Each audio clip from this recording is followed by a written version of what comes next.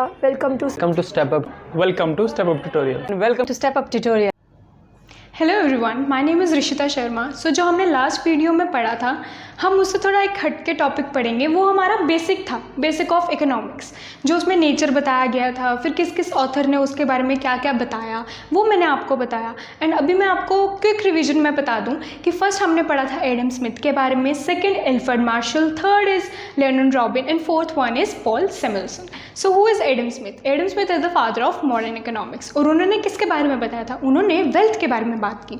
Alfred Marshall, उन्होंने बात की वेलफेयर के बारे में। Leonard Robin, scarcity, and Paul Samuelson is dynamic growth and development. So आज मैं एक थर्ड टॉपिक के साथ आई हूँ, वो है इकोनॉमिक्स की किस किस टाइप की इकोनॉमिक होती है। First is micro economic and second one is macro economic. So you know what is micro and macro. Not मैं अभी इकोनॉमिक्स से रिलेटेड नहीं पूछ रही, मैं बस बताना चाहती हूँ कि माइक्रो का क्या होता है और मैक्रो क्या होता है। Micro means small and macro means large.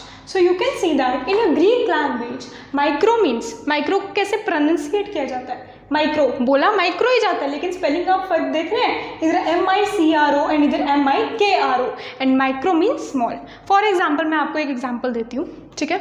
हम एक जंगल में जाते हैं, ठीक है। अब हमें, चलो जंगल भी रहने दो, हम अपने फैमिली के या किसी रिलेटिव के घर में जाते हैं। वहाँ पे उन्होंने गार्डन लगाया है, गार्डन में उन्होंने गावा का पेड़ लगाया है, मैंगो का पेड़ लगाया है, बहुत सारे छोटे छोटे पौधे भी लगाए हैं। अब वहाँ पे जाओगे, आपका फेवरेट मैंगो है और अभी मैंगो का भी सीज़न है, तो आप क्या करोगे? आप जाके उधर बोलोगे ना, हाँ मैंगो का पेड़ कौन सा है?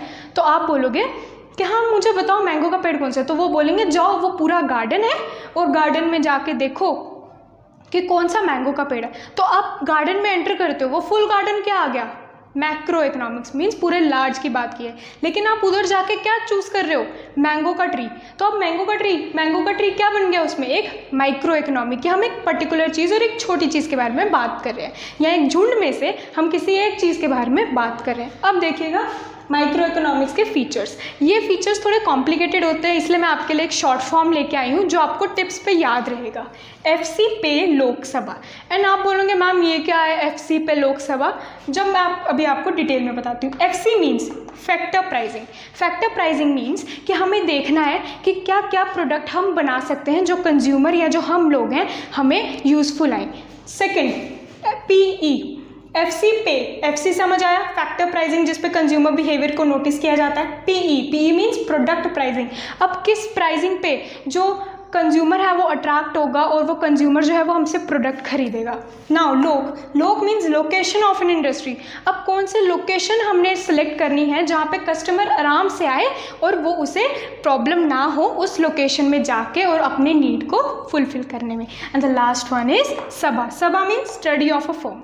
अब देखना आपको ये भी तो ज़रूरी है कि अगर इंसान सिटी में रह रहा है, आप जाके विलेज में जाके शॉप कर रहे हो, हाँ नो इशू कि अगर विलेज में भी लोगों को ज़रूरत होती है, लेकिन वही बात आ गई ना कि आपको पहले कंज्यूमर के उसकी नीड्स को देखना है, फैक्टर प्राइजिंग देखना है, फिर आपको लोकेलिटी के हिसाब से आपको देखना है कि क्या ये लोकेलिटी के लोग इतना महंगा चीज़ परचेज कर पाएंगे। विलेज में जाओगे आप, विलेज में अगर आप बाय चांस, मैं विलेज में जाती हूँ, मैं वहाँ पे एक शॉप खोलती हूँ, ठीक है, या फिर मैं ईजी डे ओपन करती हूँ, ईजी डे की ब्रांच ओपन करती हूँ, मैं वहाँ पे बड़ी महंगी महंगी चीज़ें रख दूँगी। लेकिन विलेज में लोगों को उन चीज़ों की ज़रूरत ही नहीं होगी, उनको उनके बारे में नॉलेज ही नहीं होगी, उन्हें पता ही नहीं होगा कि उन्हें क्या चाहिए, क्या ये उनके लिए यूज़फुल है, क्या ये वो यूज़ कर पाएंगे। दैट्स वाई हमें लोकेलिटी के हिसाब से भी प्रोडक्शन करनी चाहिए। सो आई होप आपको ये माइक्रो इकोनॉमिक्स क्लियर होगा। नाउ हम आगे फर्दर प्रोसीड करेंगे जो है मैक्रो इकोनॉमिक। मैक्रो इकोनॉमिक को भी ग्रीक लैंग्वेज में वर्ड दिया गया है, इट्स मैक्रो, प्रोनाउंसिएशन में सेम है but in writing it's different. तो हम इसे कैसे लिखते हैं? See macro means MACRO and this Greek language MAKRO means large. अब आप मुझे बात बताएं, आप इंडिया का मैप लाते हैं, ठीक है, या वर्ल्ड जो आपने ग्लोब देखा है, राइट, आप ग्लोब में ढूंढते हैं। अब देखना मैं माइक्रो और मैक्रो के सिंपल एग्जांपल देके आपको दोनों कंसेप्ट क्लियर हो जाएंगे। मैं ग्लोब लेके आई, उन्होंने बोला इंडिया के बताओ, इंडिया में सिलेक्ट करूंगी। What is India? Full globe की बात कर रही हूँ मैं। इंडिया उस ग्लोब में क्या है? वो एक माइक्रो इकोनॉमिक है। लेकिन जब हम पूरे ग्लोब की बात करेंगे वो क्या है? वो मैक्रो इकोनॉमिक है, उसमें पूरे वर्ल्ड की बात की गई है, राइट। सो इनके कुछ इंपॉर्टेंट पॉइंट्स हैं मैक्रो इकोनॉमिक में। Overall economic phenomena and rather than it's individual. Overall समझ गए कि मतलब पूरी चीज़ों के बारे में बात की गई है। माइक्रो इकोनॉमिक्स में भी कुछ की पॉइंट्स है, जैसे सी बिग। अब देखिएगा सी का मतलब saving and investment on external value of money.